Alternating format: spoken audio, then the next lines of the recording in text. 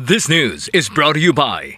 Are you experiencing body weakness? Do you have delayed wound healing? Do you feel hungry all the time? You may have diabetes. A powerful duo to help diabetic. Natural way of lowering blood sugar level. Clinica DTX 500 is a powerful duo that combines of ampalaya extract and the sugarcane extract. Clinica DTX 500 stimulates the production of insulin, enhance conversion to energy.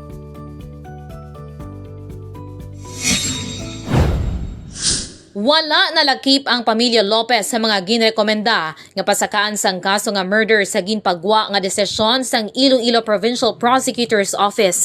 May kaangtanan sa pagpatay kay Claire Diergos.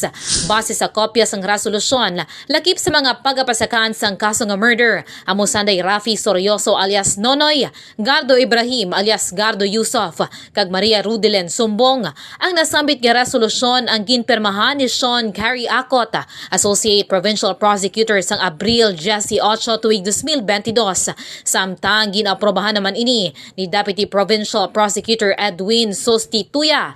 Naibaluan nga ginfile ni Police Major Rolando Aranyo ang hepe sang Pavia Municipal Police Station ang kaso nga murder sa idalom sang Article 248 sang Revised Penal Code base sa ginfile nga complaint ni Samuel Diergos nga amay ni Claire kung madumduman Oktubre 26 tuig 2021 sang nasapuan patay sa sulod sang iya salakyan si Claire Diergos sa Barangay Inangayan, Santa Barbara, Iloilo.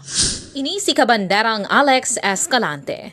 Nagabandera sang matuod-tuod nga serbisyo publiko kag kalingawan sa Iloilo. Radyo Bandera